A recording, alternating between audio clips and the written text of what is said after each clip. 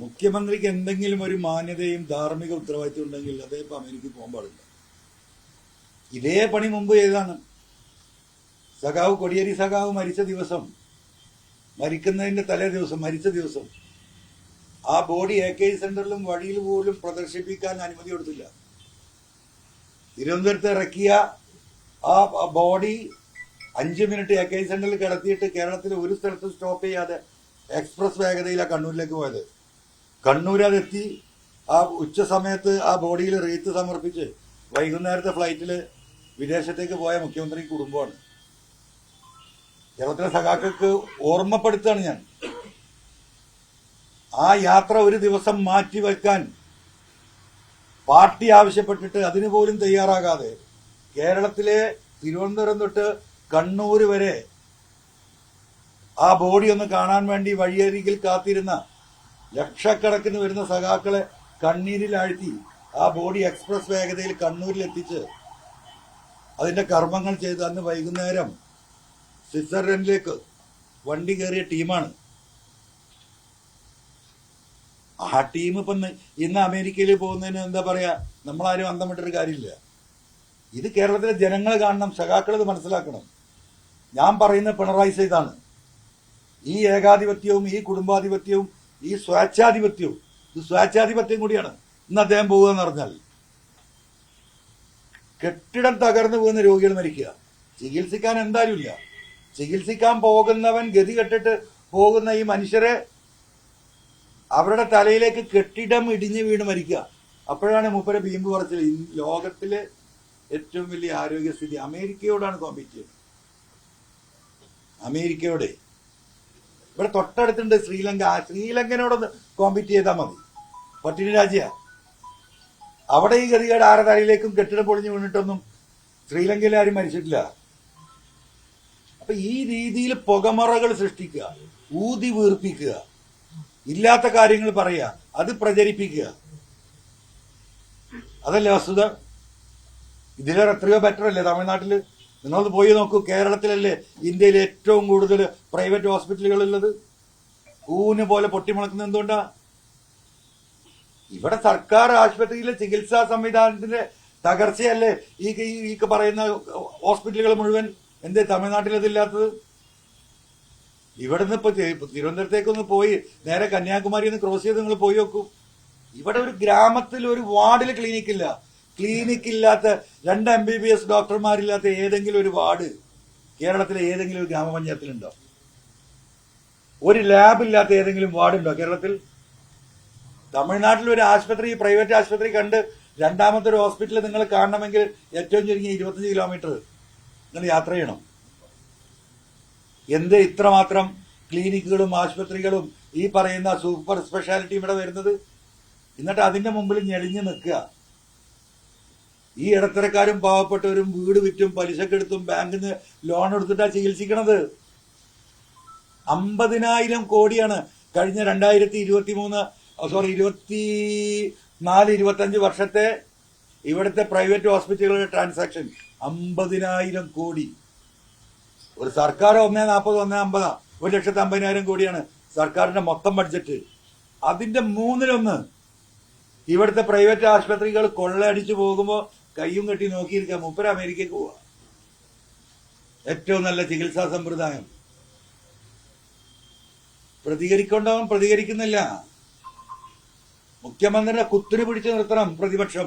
പോകാൻ പറ്റില്ല എന്ന് പറഞ്ഞിട്ട് ആ എയർപോർട്ടിൽ കയറാൻ സമ്മതിക്കരുത്. ഈ മനുഷ്യനെ മുഴുവൻ കൊലക്ക് കൊടുത്തിട്ട് അദ്ദേഹം ഡൽഹിയിലേക്ക് അമേരിക്കയിലേക്ക് ചികിത്സ പോകുമ്പോൾ ആ എയർപോർട്ടിന് മുമ്പിൽ പോയിട്ട് ജനങ്ങളുടെ വികാരം ഒന്ന് പ്രകടിപ്പിക്കാനുള്ള എന്താ പറയാ ധാർമ്മിക ഉത്തരവാദിത്വമെങ്കിലും പ്രതിപക്ഷം കാണിക്കണം. ഉണ്ടോ? ആരെങ്കിലും ഉണ്ടോ? പിന്നെ എന്ത് തോന്നിയ ദിവസം കേരളത്തിൽ നടത്താലോ. ചോദിക്കാൻ ആളില്ലെങ്കിൽ എന്താ? ചോദിക്കാൻ ആളില്ലാത്ത പൂരപ്പറമ്പിൽ നടക്കുന്ന അടിയില്ലേ, അതാ കേരളത്തിൽ നടക്കുന്നത്. ആർക്കാ ഉത്തരവാദിത്വം? ആരതിനെ തിരുത്തേണ്ടത്? ആരാ ചോദിക്കേണ്ടത്? ഒരാളില്ല.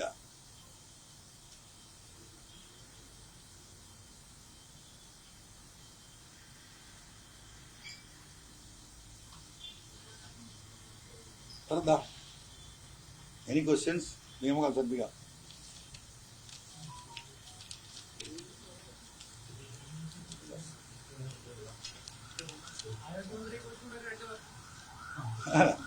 ആരോഗ്യമന്ത്രിയെ കുറിച്ച് എനിക്കൊന്നും പറയാനില്ല. ആരോഗ്യമന്ത്രി മാത്രമല്ല, കേരളത്തിലെ ഒരുവിധ മന്ത്രിമാരെ കുറിച്ച് ഞാൻ ഒന്നും പറയുന്നില്ല. ഇവരൊക്കെ വെറും റബ്ബർ സ്റ്റാമ്പിലപ്പുറം ഒരു വിഷയത്തിൽ ഇടപെടാനോ സംസാരിക്കാനോ ഉള്ള സ്വാതന്ത്ര്യം ഇന്ന് ഈ പറയുന്ന ഘടക കക്ഷികൾ ഉൾപ്പെടെയുള്ള മന്ത്രിമാർക്കില്ല. അത് നേരിട്ട് അനുഭവമുള്ളവനാണ്.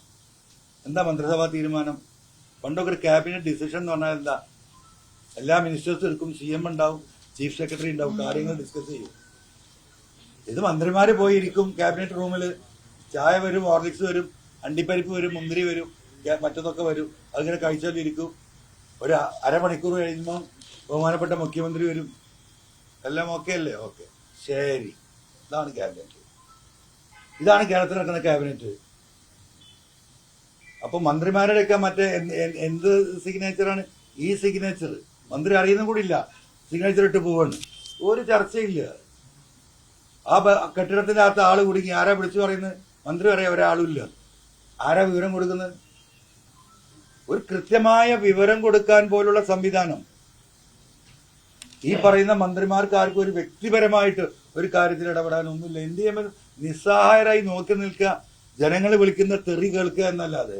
എല്ലാം ഈ പറയുന്ന പിണറായിസത്തിന്റെ വക്താക്കൾ മുഖ്യമന്ത്രിയുടെ ഓഫീസിലുണ്ട്. അവർ കൈകാര്യം ചെയ്യും, അവരൊപ്പിടും, അവർ ഓർഡർ ചെയ്യും, സാധനങ്ങൾ വാങ്ങും, അതിന്റെ കമ്മീഷൻ എങ്ങോട്ടാ പോകേണ്ടത് അങ്ങോട്ട് പോകും, ജനങ്ങൾക്ക് കിട്ടേണ്ടത് കിട്ടും. ഈ പറഞ്ഞ പോലെ ബിൽഡിംഗ് തകർന്നു വീണ് അതിൻ്റെ ഉള്ളിൽ കിടന്ന് കുറെ മരിക്കും. ഓപ്പറേഷൻ തിയേറ്ററിന് മുകളിൽ കീറിയിട്ട് പിന്നെ സൂചിയില്ല നൂലില്ല എന്നാണ്, അവിടെ കുറെ മരിക്കും. ഒരു കുഴപ്പമില്ല. ഇതാണ് കേരളം. അതിന്റെ ബാക്കി പത്രമാണ് മുഖ്യമന്ത്രിയുടെ ഇന്നത്തെയോ നാളത്തെയോ ചികിത്സാ യാത്ര. അത് ജനം മനസ്സിലാക്കിയാൽ മതി.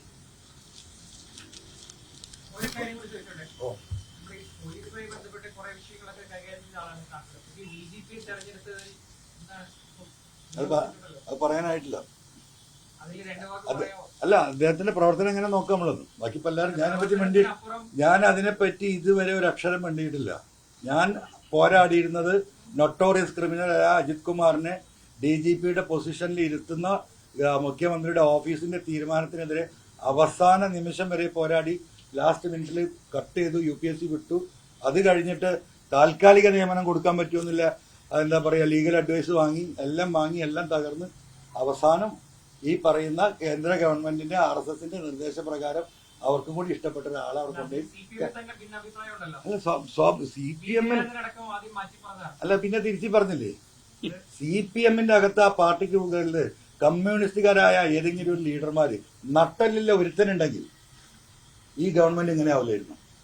നട്ടലിലുള്ള ഒരുത്തൻ ഈ പറയുന്ന സെക്രട്ടേറിയറ്റും ഈ സെൻട്രൽ മറ്റെന്താ പറയുക പോളിറ്റ് ബ്യൂറോ ഒക്കെ ഉണ്ടല്ലോ. ഒരാൾക്ക് അഭിപ്രായം പറയല്ലോ. ഒരഭിപ്രായത്തിന്റെ വക്കാണ് P. ജയരാജൻ സൂചിപ്പിച്ചത്. പിറ്റേന്ന് തിരുത്തി പറയിച്ചില്ലേ? അത് ഈ ജനങ്ങളുടെ മുന്നിൽ നടക്കും. പക്ഷെ പാർട്ടി സഖാക്കൾ ഉണ്ടല്ലോ, ഈ പറയുന്ന പിണറായിസത്തിന്റെയും മരുമോനസത്തിന്റെയും ആഫ്റ്റർ എഫക്റ്റ് ആണ് ഞാൻ ഈ പറഞ്ഞ P. ജയരാജനോട് അടക്കം അത് തിരുത്തിച്ചത്. അതാണ് പറഞ്ഞത് പശ്ചിമ ബംഗാളിലും ഇവിടെയൊക്കെ നടന്ന ത്രിപുരയിലും നടന്നതിന്റെ അതിന്റെയും അവസാനത്തിലേക്കാണ് പിണറായിസം. നിങ്ങൾ കണ്ടല്ലോ, 20,000 വോട്ട് PV എന്ന് കിട്ടുമ്പോൾ ആരാ വോട്ടാ കുറഞ്ഞത്? ഏത് സഖാവ വോട്ട് ചെയ്തത്? കേരളത്തിലെ സഖാക്കൾ അതിന് കാത്തിരിക്കുകയാണ്. ഞാൻ ആ നോമിനേഷൻ കൊടുത്ത് ഇറങ്ങുമ്പോൾ ഞാൻ പറഞ്ഞു, തെരഞ്ഞെടുപ്പിൽ ദിവസം ഏറ്റവും മുന്നിൽ ആദ്യമായി വോട്ട് ചെയ്യുന്നവർ ഇവിടുത്തെ സഖാക്കളായിരിക്കും. അത് ആന്റി പിണറായിസം വോട്ടായിരിക്കും. അന്നേ പറഞ്ഞ അത് തന്നെ സംഭവിച്ചില്ലേ? ഇത് കേരള ആകെ സംഭവിക്കൂലേ?